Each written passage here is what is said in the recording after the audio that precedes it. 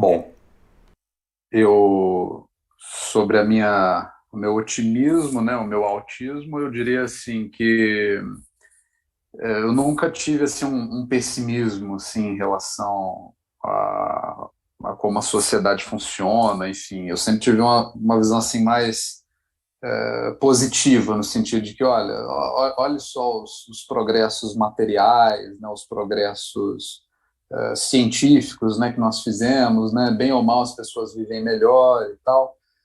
Mas eu diria que, assim, à medida que os anos foram passando, essa visão otimista ou até essa visão de que, olha, né, nós temos que pensar que nós somos, na verdade, privilegiados na sociedade, né, nós estamos numa condição muito melhor, né, quase um sentido de culpa judaico-cristã, né, eu acho que isso foi mudando à medida que os anos foram passando. E hoje, em retrospectiva, eu vejo que é uma questão muito geracional, né? Até de pessoas um pouco mais velhas que eu e pessoas um pouco mais novas, né? Geração num sentido mais amplo, né? Que, no fundo, são os millennials, né? Então, eu acho que os millennials pertencem aí a um grupo de pessoas em que havia né, ali toda uma expectativa, né, mas, enfim, por fatores não controláveis, né, eu acho que a economia começou a funcionar crescentemente pior, né, nos últimos anos, né. Então, eu acho que há uma grande injustiça na maneira como se julga as pessoas da nossa geração, né, como muitas vezes imaturos emocionalmente ou incapazes de tomar decisões mais assertivas, né, sobre aspectos fundamentais, como você falou, Leto, ter ou não ter filho, né, enfim, são decisões super importantes, né, que mudam a sua vida, né, e nesse sentido, eu acho que há muitos estudos, né, que dizem que, enfim, as pessoas dessa geração, elas não, né, há, digamos, red flags, né, aqueles indicadores de que a pessoa não teria amadurecido, né, não saiu da casa dos pais, não teve filhos, e por aí vai, né. Mas eu acho que há um erro de premissa, né, e que no fundo é o erro sobre o qual o Bitcoin inteiro se assenta, né, que é um dinheiro crescentemente desvalorizado, né. E como é que você vai ter uma sociedade que funciona bem desse jeito, né? Você tem que trabalhar cada vez mais para receber um dinheiro que vale cada vez menos, né? E um dinheiro que, assim, como eu li outro dia num debate muito interessante do Hayek com o Piero Sraffa, né, um economista keynesiano, é um dinheiro que tem um pecado original, né? Porque ele viola a sua liberdade, né? Você deposita o dinheiro no banco e aquele dinheiro não vai ficar contigo, não vai ficar no banco paradinho ali, né? Vão fazer mil estripulias, né, com esse dinheiro, né? Então, você tem uma economia que funciona de uma maneira que é errada na raiz, né? Então, como é que isso vai funcionar bem? A, o meu interesse e a minha, assim, o meu otimismo também pelo Bitcoin, como eu disse, ele vem de uma trajetória que é basicamente no setor público, né? Assim, eu sempre tive interesse pelo Estado, por políticas públicas, né? Continuo tendo, mas eu vejo que todos esses debates eles são esvaziados, né? Se você tem um dinheiro que não vale nada, né? Você não consegue sustentar políticas públicas sem dinheiro, né? Você não consegue sustentar serviços sem dinheiro, né? E ao mesmo tempo, se você tem um Estado que se endivida crescentemente, né? Como é que vai ser funcional esse Estado, né? Um Estado em que aparentemente o dinheiro é infinito, né? Ele pode gastar aí da maneira que quer. Então, à medida que eu fui compreendendo o Bitcoin, eu falei, olha, eu acho que nós temos uma resposta para isso, né? E é uma resposta tecnológica, né? E a tecnologia é uma coisa muito pouco considerada, eu acho, pelos economistas, né, e pelas pessoas que analisam, né, analistas conjunturais em geral, né, enfim. Eu próprio não sou nenhum expert, né? Não sou nada bom em tecnologia, mas assim, acabei me interessando a partir dessa percepção mais teórica, né, sobre o problema. E eu comecei a me interessar pelo Estado muito naquela linha Celso Furtado, né, planejamento, né, muito naquela impressão de que é possível ter um caminho intermediário, né, não só capitalismo animal e não economia, não comunismo, né, um caminho do meio termo, aquela coisa toda, e aí o planejamento faria sentido, alguns serviços públicos, aquela coisa toda. Mas você vai vendo que os anos vão passando, isso não se sustenta, né? Enfim, o bem-estar das pessoas não melhora. Você faz reforma da Previdência e o Estado continua sem dinheiro, as pessoas se aposentam e levam vidas miseráveis, né, com as suas aposentadorias, né? Então, assim, de um ponto de vista macro, né, social e político, né, como que a sociedade como as pessoas, né, numa sociedade vão ter uma boa vida desse jeito, né? Um estado que precisa de um negócio chamado precatórios, né, para poder pagar as suas dívidas, né? Então são todas coisas muito incômodas, né, para mim e que eu acho que o Bitcoin resolve em grande medida, né? E hoje eu acho que a gente tem um modelo que é particularmente disfuncional, né? Porque uma economia globalizada, né, em que as trocas podem ser feitas, né, do ponto de vista da maturidade tecnológica, instantaneamente, mas você continua tendo moedas nacionais, né? Então é duplamente ruim, né? Você benefício de reduzir custos de transação, por exemplo, como tinha logo quando os estados surgiram, né, para resolver esse problema, né, unificar a moeda, né, facilitar as trocas ali de mercadores, aquela coisa toda. Então você tem custos de transação, porque cada estado tem a sua moeda, e ao mesmo tempo você não tem benefício, né, não há nada de positivo, né, nesse sistema, né, são só custos, né, só barreiras a mais para que as trocas se concretizem. Então, eu sou muito otimista em relação a, aos efeitos, né, que o Bitcoin vai provocar na sociedade, né? Talvez ele conviva, eu acho, por algum tempo com modelos híbridos, né, CBDC, esse tipo de coisa, mas eu acho que, enfim, ele vai ser inegavelmente uma, uma moeda, uma filosofia, uma tecnologia superior. E, e agora, só para concluir, fazendo uma referência àquela frase que você mencionou, né, o neither hawkish nor dovish, né, simply bullish, que eu brinquei, né, com aquela coisa meio animalesca, né, porque os bancos centrais, né, é muito curioso, né, eles têm uma meta de inflação, né, eles partem da premissa de que a inflação é uma coisa boa, né, e se você fala isso num círculo tradicional, você é visto meio como maluco, né? Quando, na verdade, deveria ser muito natural, né? As tecnologias deveriam, enfim, com custos marginais mínimos, né, para alguns serviços, né, serviços de streaming e por aí vai, deveriam ser deflacionárias e isso deveria ser comemorado, celebrado, né? E, no entanto, não é assim que acontece. Mas eu vejo como uma grande esperança, né, o potencial disruptivo, né, do Bitcoin para todas as esferas. Eu acho que o Estado vai realmente cair na irrelevância se não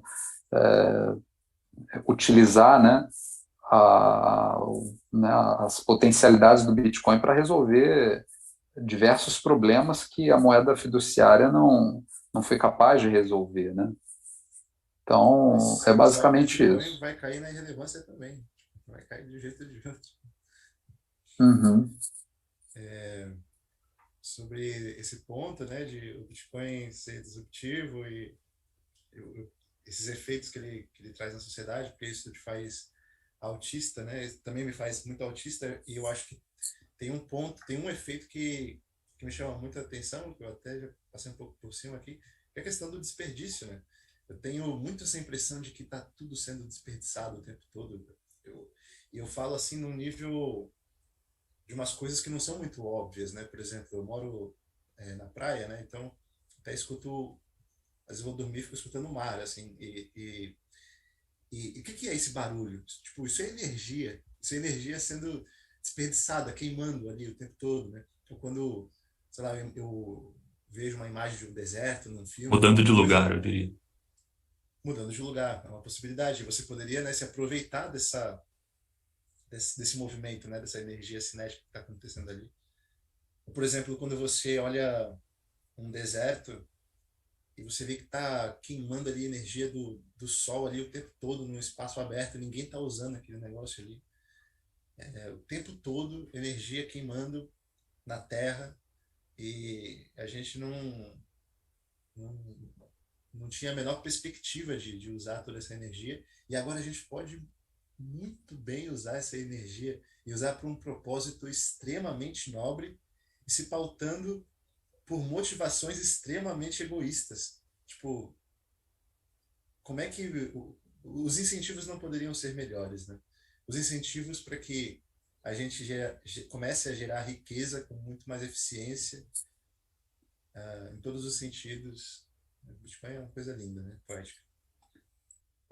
E até assim, um pouco na linha do que você fala, mas pensando do outro lado, né, pensando no lado ruim disso, né, de como hoje as coisas são sustentadas, né, outro dia eu li uma economista falando, não, porque os economistas, né, os grandes economistas agora eles estão falando que a gente precisa mudar de um sistema baseado no consumo para um sistema baseado no emprego. Bom, mas aí, quer dizer, é o cachorro correndo atrás do rabo, né? E aí o emprego vai ser baseado no quê, né? Então, assim, eu acho que, no fundo,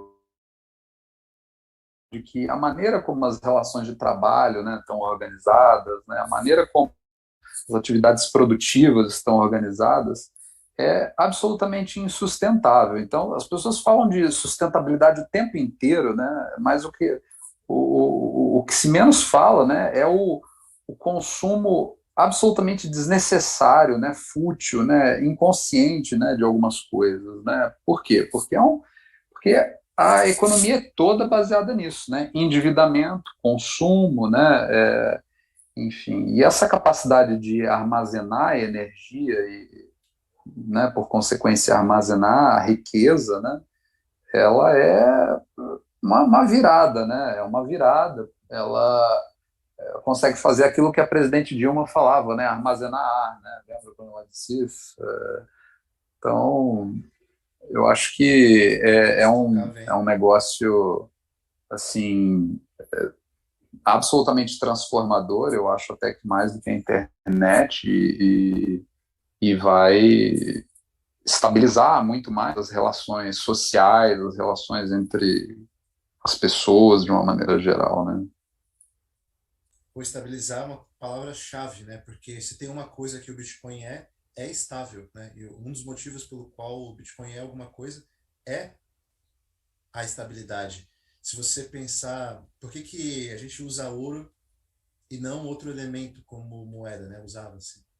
Porque o ouro, ele tem esse fator de estabilidade. Claro, ele também tem outras características que são importantes para a moeda, como divisibilidade, você checar que aquilo ali é de fato ouro e tal, mas uma das questões importantes para a moeda é a estabilidade. E você comentou sobre a estabilidade social, né? Pois é, a estabilidade social só pode ser construída em algo que seja estável, né? Se as relações humanas são baseadas em um dinheiro cuja política monetária muda o tempo todo, muda quando muda o presidente, ou muda conforme qualquer evento, é, muda conforme a boa vontade ou a má vontade dos legisladores e dos bancos centrais, né? Você tem uma sociedade extremamente instável, que é justamente o que a gente vê hoje, né? Tipo, as famílias brigando entre si, é, os vizinhos se odiando, se denunciando, porque, né, aconteceu muito isso durante a pandemia, dos vizinhos se denunciarem porque estavam fazendo churrasco e tal. Essa estabilidade social advém com certeza do que é fundamento, do que fundamenta as relações entre as pessoas, que é o dinheiro, né? Afinal de contas, o dinheiro é a metade de todas as transações. Duas coisas que eu li recentemente, assim, que eu achei bem interessantes, né?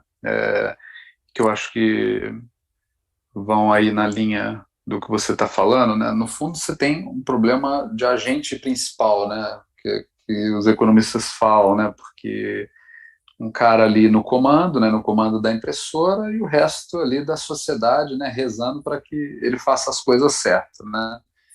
Então, quer dizer, é frágil por excelência, né? Você precisa de um anjo, né? Precisa que o sujeito seja um anjo, né? E não são anjos, né? São pessoas que saem ali do Banco Central, vão para a FMI, saem da FMI, vão para os bancos privados, né? E por aí vai, né?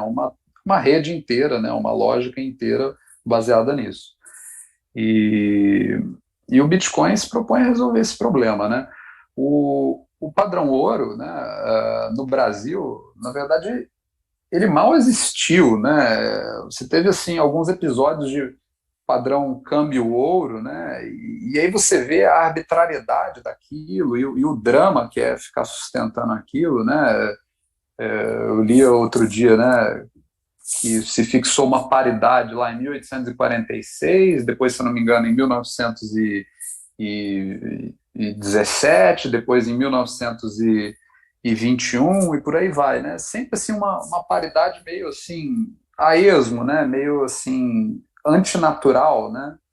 E, e os países expostos a uma economia em que as moedas, né, são precificadas uma em relação à outra, né? Estão suscetíveis a choques o tempo inteiro, né? É extremamente volátil, vulnerável, né? Instável, né? A oscilação cambial, né? Se você não tem uma padronização de como as trocas são feitas num ambiente globalizado, né?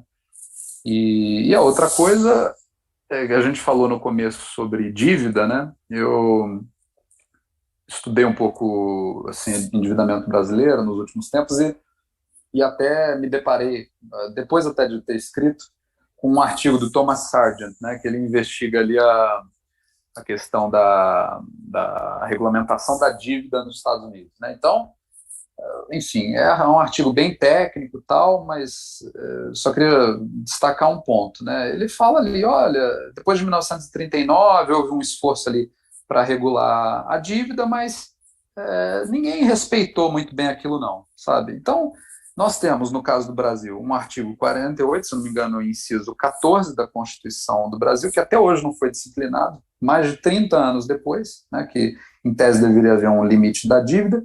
Então, não só não foi disciplinado, como a gente já sabe que, ainda que seja disciplinado, provavelmente não vai ser cumprido, porque na medida em que o governo pode emitir, né, ele lança mão de inúmeros subterfúgios, né, conceituais, né, inúmeras expressões, né, vai criando ali aquele vocabulário, né, dívida líquida de não sei o que lá, de endividamento bruto de não sei o que, né, haveres de não sei o que lá, haveres do Estado, aí você tira coloca a empresa pública, tira o Banco Central e por aí vai, né?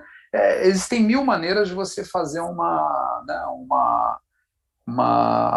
escamoteamento, né, da verdade, né, do que de fato está acontecendo com o dinheiro, né? Afinal de Então, contas, você precisa fazer muita maquiagem, né, para esconder essa palhaçada, né? Por isso que inventa esse monte de coisa. exatamente, por isso que precisa ser tão complicado, tão, né, assim, você precisa criar toda essa terminologia, né, para poder ocultar o que ocorre, né? Você precisa ocultar, né? Então, e no fundo né, o poder de emissão, né, o monopólio da emissão dita tudo isso, né? Dita tudo isso. Então não adianta você fixar um limite, né? Porque naturalmente vai haver um descumprimento, né? Já há inúmeros exemplos. Esse caso aí dos Estados Unidos é o mais emblemático, né? Você descumpre de outras formas, né? Você vai buscando ali outros meios, né, via empresas, ou via fundos, ou via tesouro, né, enfim, para poder descumprir aquilo. Isso aí me lembra aqueles casos de pessoal, que o pessoal publica foto no Twitter de você tem um casal e aí tem um filho que não parece em nada com o casal, ou pelo menos não parece nada com o pai, assim, ele faz uma puta explicação. Não, são genes recessivos, não sei o que lá. Cara, quando tem muita explicação, é porque tem problema, não é? Esse é um fato da vida, cara. É, As coisas rimam, né? vocês sabem que tem um dado que é tipo entre 10 a algum 15, 20%, é um dado alto assim, muito mais alto que a gente imaginaria.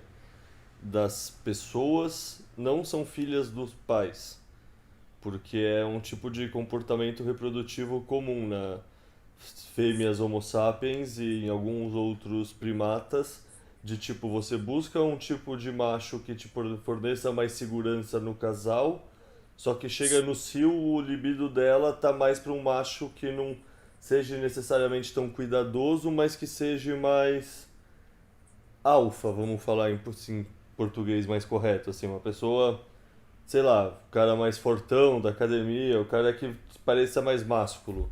E isso é uma questão muito maior do que a gente acha que é brincadeira e que não rola assim, mas tipo em vários não, em todos os bichos da biologia que a gente achava que eram monogâmicos, eles são monogâmicos enquanto não rolar muita oportunidade, mas tipo, mesmo aqueles pinguim, aqueles, sei lá, arara, esses bichos que a gente acha que acasala e fica junto pra vida inteira, assim, fica junto pra vida inteira, mas quando os cientistas analisaram os padrões de DNA mostravam muito mais variedade do que ficar junto a vida inteira refletiria, por exemplo.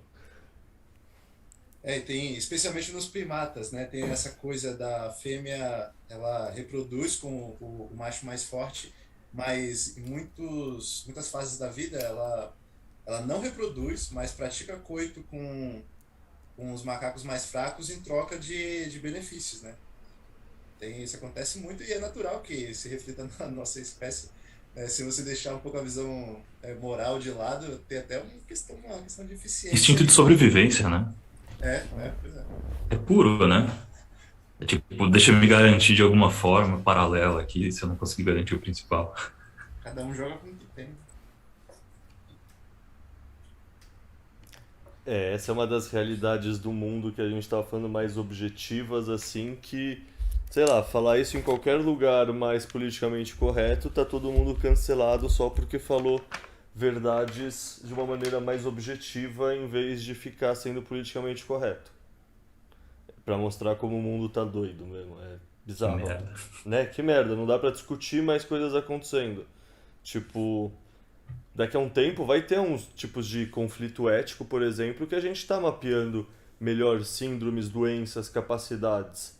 E isso pode sim estar um pouco correlacionado com etnias diversas, tipo um japonês tem alguma diferença que de fato foi selecionada e de fato torna eles um pouco diferente, que nem eles já são para, por exemplo, processar o álcool. Tipo, todo mundo que tem um amigo japonês sabe que japonês fica bêbado mais rápido porque eles têm uma enzima a menos para processar o álcool. E tipo, vai chegar um momento talvez que a gente saiba que, pô, determinados genes fazem as pessoas serem mais inteligentes. Será que vai poder falar isso? Será que vai poder investigar as populações? Será que vai poder sugerir para pessoas de outras populações por engenharia genética queiram usar esse gene? Tipo, vão ter várias derivações éticas que a gente vai chegar logo mais com a evolução da ciência que a gente não está minimamente preparado para considerar enquanto sociedade, pura e simplesmente porque a gente não consegue mais lidar com informação de uma maneira racional e não emocional. Que é mais um problema da coletivização de tudo, né? Você não pode ter o pensamento independente dentro do paradigma do pensamento coletivo, né?